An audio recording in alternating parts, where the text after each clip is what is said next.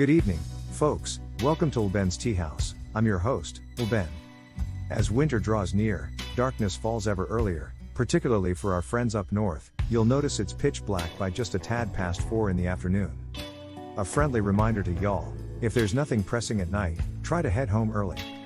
But if you got held up and you're racing to catch that last bus, well, if you can avoid it, you'd better not take it.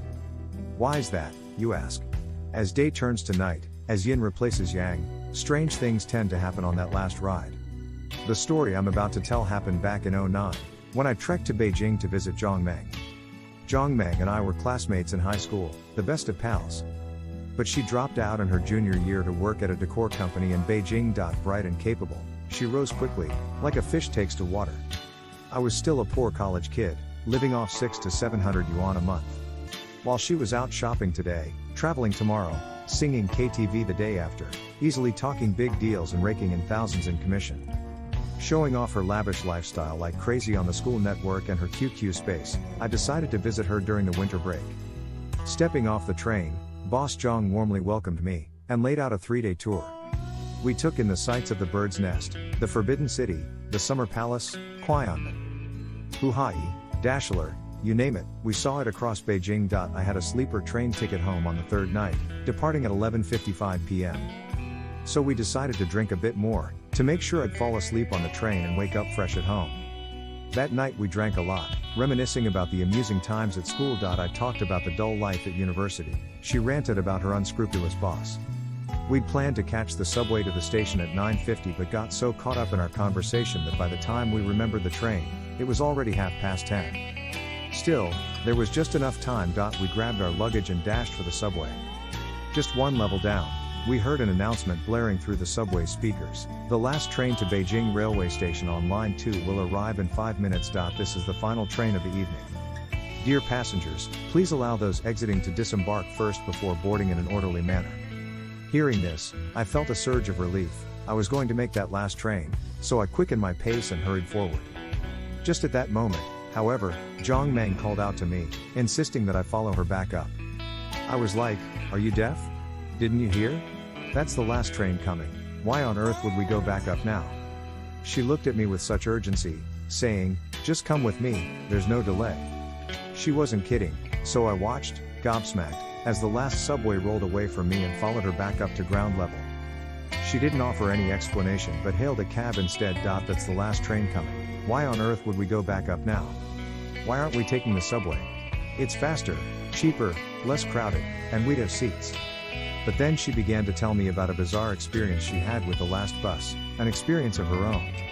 When Meng had first come to Beijing, things weren't going smoothly at all. That's the last train coming. Why on earth would we go back up now? Her company was near Guangdong, and to save money on rent, she lived in Tong County. Back then, the subway didn't reach there, so every day she took the 647 bus to and from work.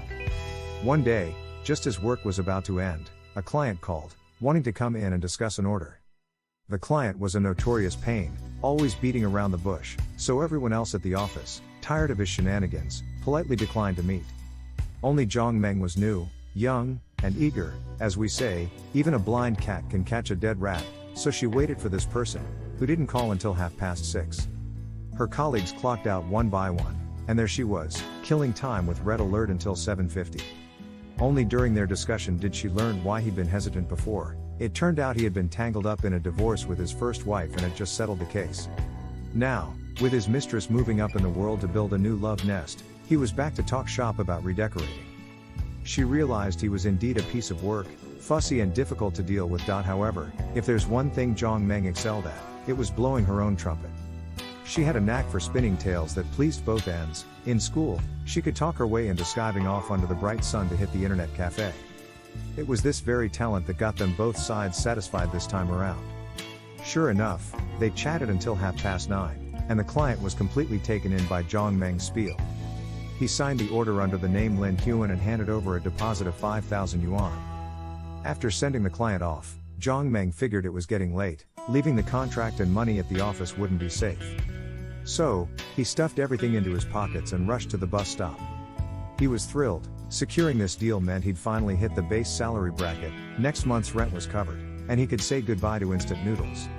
Glancing at the clock, it was exactly 10 at night. The final bus hours for the 647 route was listed as 10 o'clock.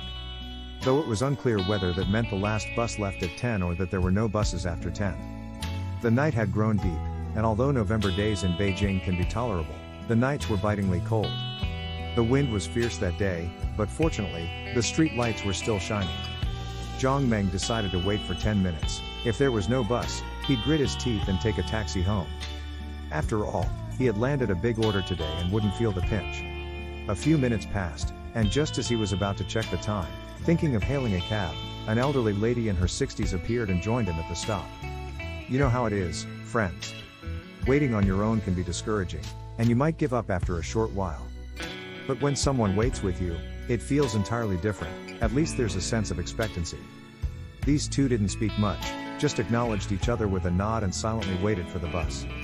At 10:17 p.m., a bus slowly approached and came to a stop. This was indeed the last one of the night. After boarding, Zhang Meng noticed the older bus driver and a female conductor, while 3 other passengers were already seated.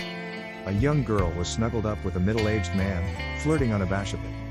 They didn't seem like strangers. Another guy was wearing headphones, lost in his world. The conductor asked Zhang Meng where he was headed. He passed her 2 yuan and said, "Tongzhou, please." After getting his ticket, he found an empty seat and settled down. The old lady also boarded the bus, but without buying a ticket. Did she have a monthly pass? Zhang Meng thought he might get one too if she had. Despite many vacant seats, this lady chose to sit next to him. At this point, I couldn't help but laugh, saying, "Man, you must be quite the charmer, attracting even the elderly ladies."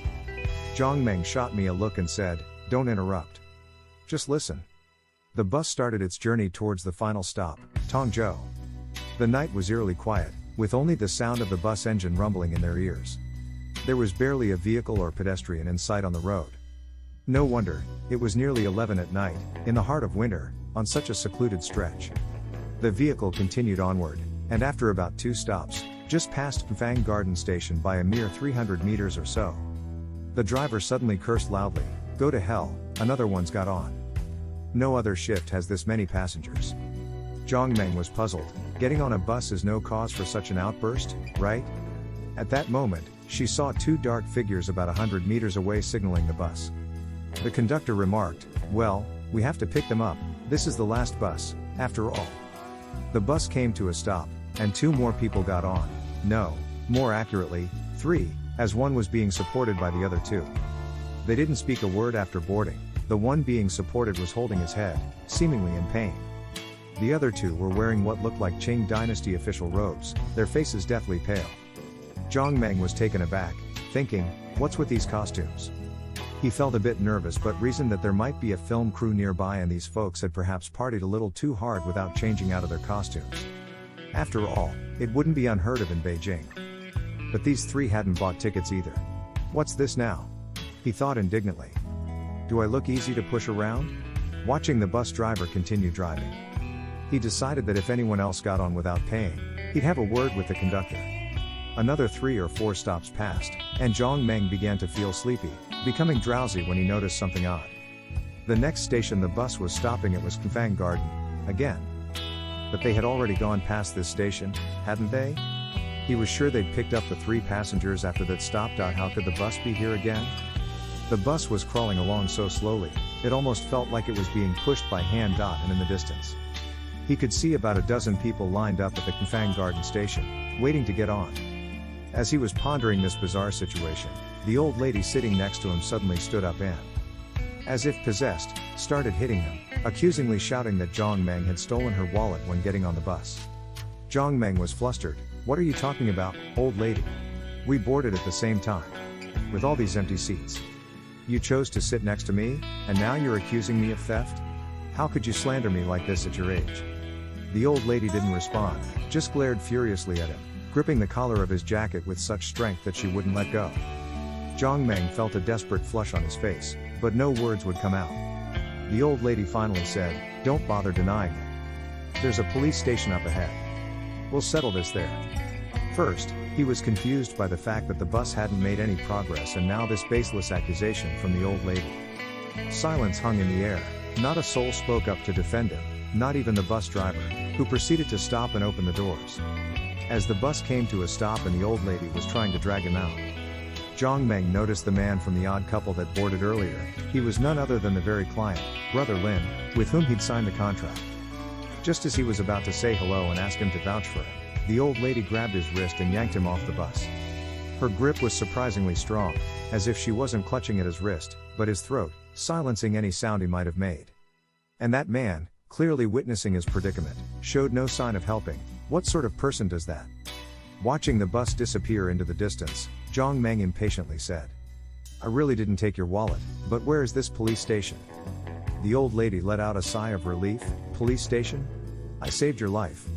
"Saved my life? What are you talking about? I'm perfectly fine, aren't I?" responded Zhang Meng, perplexed. "Young man, those three who boarded the bus at the last stop. They weren't human, they were Ying Cha," the old woman explained. "Ying Cha? Ying Cha, they don't just ferry the living but are also tasked with carrying spirits. The last stop, as you saw, was still Fang Garden. The ones getting off at the following stops are the souls returning to their places tonight. If we hadn't left the bus, we'd be joining those dead souls on their way to meet the King of Hell," the old lady revealed. A chill went down Zhang Meng's spine as she hurriedly asked, "How do you know all this?" "Me? I used to be a conductor on this ghostly bus route. The living need a ticket, the dead ride for free," the old lady disclosed. Then slowly ambled away down the road and soon vanished into the dark of night. Left shaken and freezing in the cold wind, Zhang Meng trembled all over. She couldn't recall how she'd made it home that evening. Perhaps a kind-hearted taxi driver had come across her, or maybe the police had picked her up during their patrol. After the incident, she fell seriously ill for 3 days. Since the deal she had signed before her ordeal hadn't been discussed with her company and both the money and contract were still with her, she decided to take a leave of absence and stayed in bed for 3 days until she felt recovered enough to return to work. At the entrance of the subway station, she bought a copy of the Beijing Evening News. 2 stories within catching her eye. The first reported that with the popularization of MP3 players, more and more people were becoming part of the headphone generation, walking across streets with their earphones in, oblivious to their surroundings. Just a few days ago, a young man from out of town was killed by a truck because of this very reason. The second story revealed that a man and woman had been found dead 3 days prior. Their deaths confirmed by law enforcement as a murder-suicide. After his divorce, the male victim's mistress failed to fulfill her promise to marry him immediately, and furthermore, it was found that she had been maintaining benign relationships with several other men. When communication broke down, the man brutally murdered her and then took his own life. The male victim was confirmed to be Lin Huan. Upon reading this, Zhang Meng's legs gave out, and she nearly passed out. When she arrived at the company, she received a notice. She'd been fired for not showing up to work for 3 days. Neither early nor late, but just when the end of the month came, and it was time for salaries to be settled.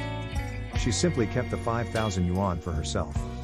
Since then, Zhang Meng categorically refused to take any last bus. To all our friends out there, where are you listening to our show from right now? Home? The office? Or perhaps on the last bus during your commute home? Well, that's our story for tonight. Thank you for visiting the Lben Tea House. The show you're listening to now, from gathering materials to editing, recording, cutting, and post-production, is all done by me alone, so an every other day update is the best I can do with my current capabilities. Once again, a reminder to everyone. Our show is currently accepting any form of sponsorships, rewards, and collaborations.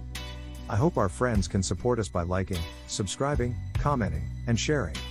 Okay, the tea house will have to end here for now. Otherwise, it's time for the last bus home. This is your host, Lben.